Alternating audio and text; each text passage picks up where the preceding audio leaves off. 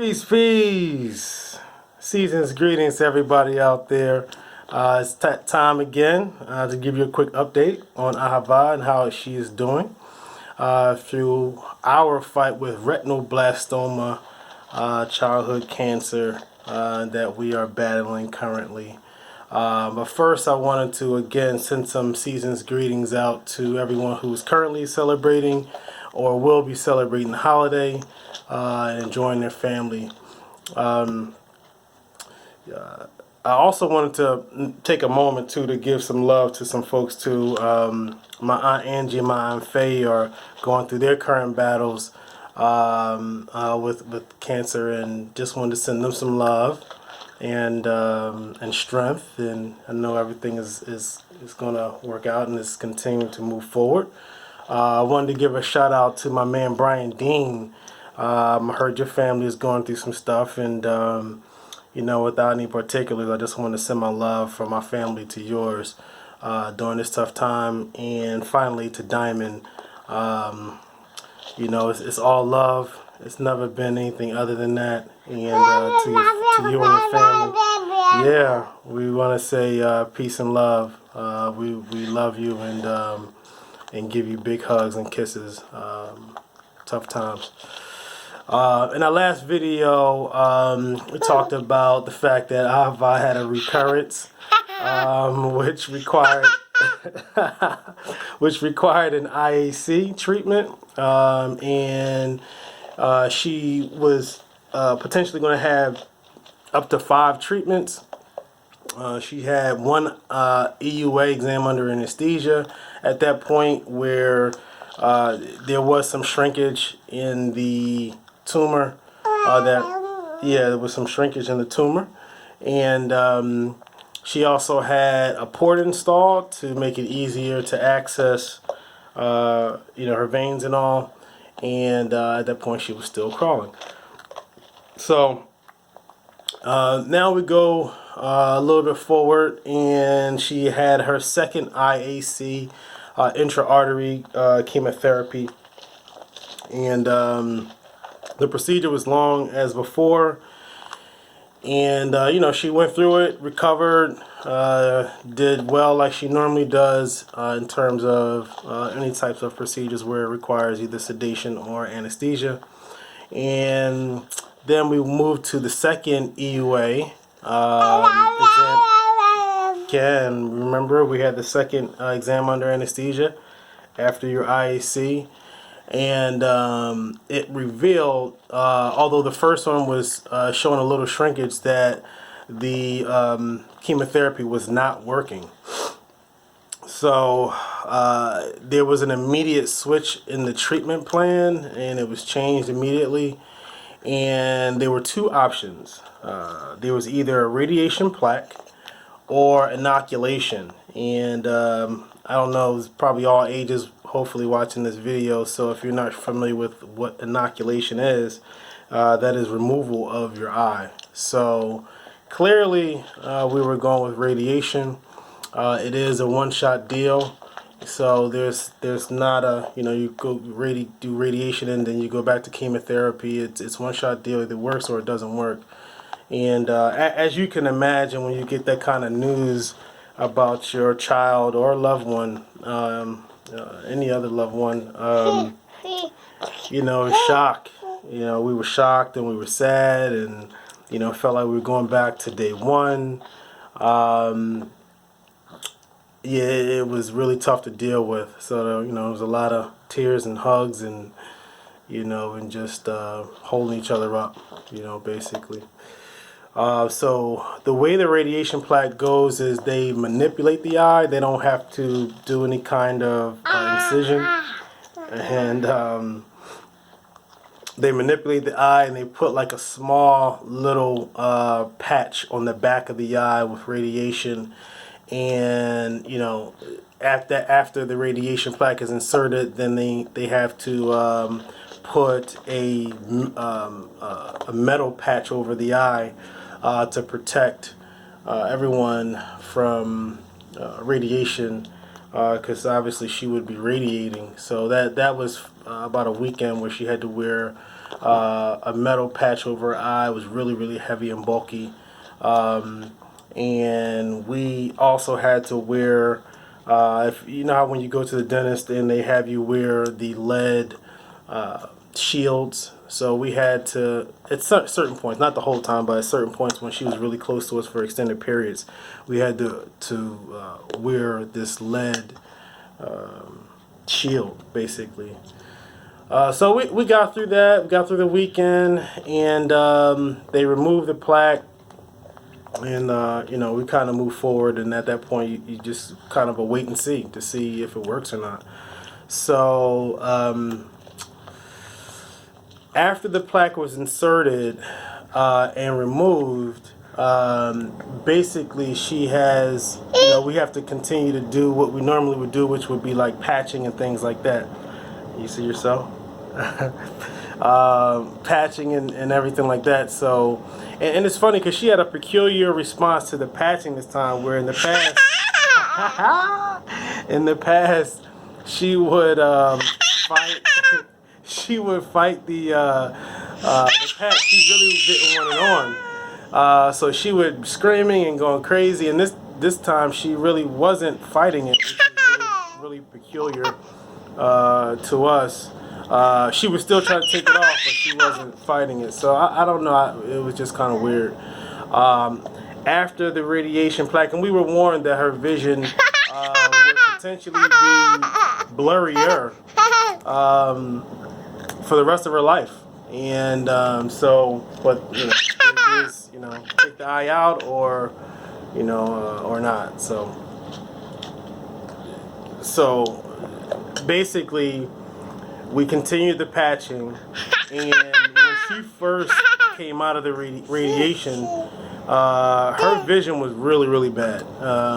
You know, I would say she was probably close to blind in that left eye. The right eye continued to be fine, but in that left eye, you know, she was almost blind, it seemed like, because when you cover that right eye, she could barely see anything at all, if anything at all. And just watching her fumble around while we were going through what we normally do, it's heartbreaking, you know. There's no other word or way I can really explain it.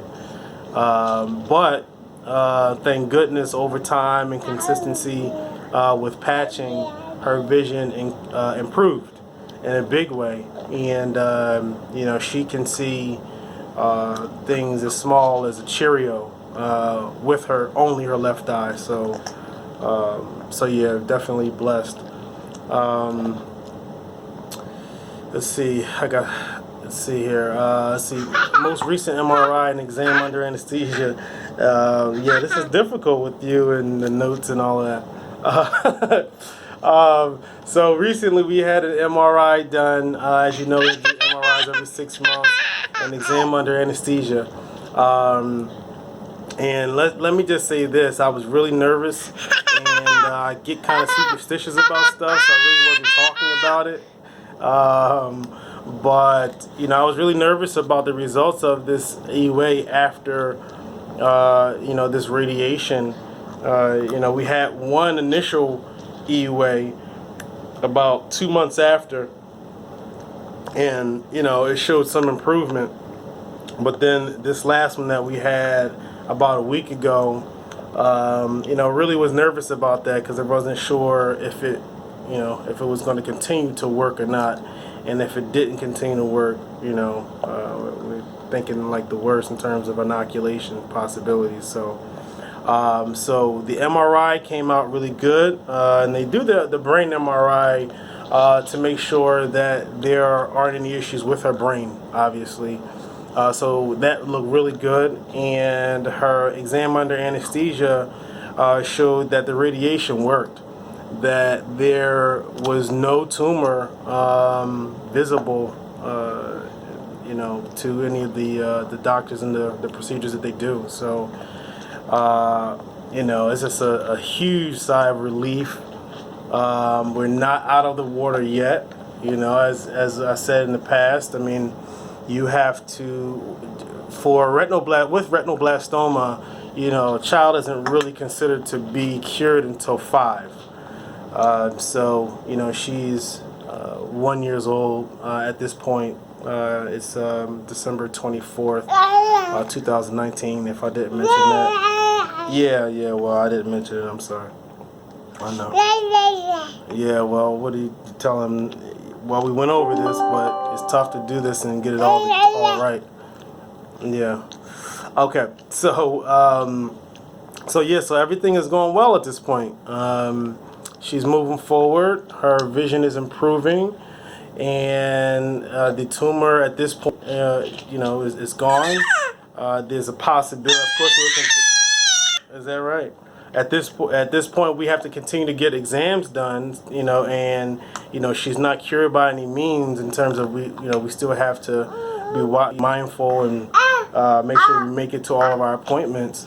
But I couldn't ask for anything better in terms of the news we got with the MRI and the EUA. Next week she has her port removed, so we're excited about that, and that'll be one more thing knocked out. And then again we'll continue to do our checkups every 3 months in terms of EUA. All right, Mom, you have to chew what's in your mouth first. You're eating too many of these at the same time. Chew what's in your mouth first, please. And then we'll do MRI in 6 months. Chew what's in your mouth first. Get some. Hey, mine. Okay, I'm sorry, I'm losing my spot here, but hey, it's a beautiful thing, right? I did want to send a message quickly out to the parents with children with retinoblastoma. It's a tough road. It really is. Wait, these fell on the floor. We're not gonna eat these. It's a really tough road, and it's something that is probably going to be the biggest challenge of your life. A couple of things I just wanted to, give you some advice on or suggest, if anything. Start a journal. And we didn't start a journal, but start a journal from the beginning, because there's so many appointments and so many follow-ups, and there's a possibility of so many changes. And there are so many possibilities of changes and additions and medications and all that kind of stuff. And when you're going through a lot of these procedures, the doctors prior to the procedures, they're basically asking you a bunch of questions. When was her last EUA? Did she have a transfusion? When was the last time she saw a pediatrician? All these different things. So if you have that information readily available, it'll help you out in terms of making things go a lot smoother. Stay consistent with your patching. It was suggested that we do 2 hours, 1 hour twice a day. And basically they said, well, if you can get, if you can, if you can get, they said basically if you can get 1 hour out of her a day, then that's, do the best you can. And she didn't like it. It was really tough for us to really pull off. Some days you don't want to do it. But obviously, the results are what's most important. So be consistent with your patching. Stay on top of your follow-up dates too. Don't rely on the doctors to call you and remind you. Make sure you stay on top of those dates, and seek out a community around you that can help you and encourage you as well. And I'm here for you. We're here for you. And you can get in contact with me via email, or if you have my direct information, that's good too. And you can find me at bay.obed@gmail.com if you do have any questions or want to reach out for any reason. And then lastly, and not everybody has a marvelous partner in life like I do. So if you're going through this by yourself, again, you want to try to find someone to lean on. But if you do have a partner, just hold each other up. because it's going to be tough. It's going to be ups and downs. You know, sometimes you know, one person's going to need a little more assistance than the other, and vice versa. But you guys have to be a team and work together. And like I said, just hold each other up.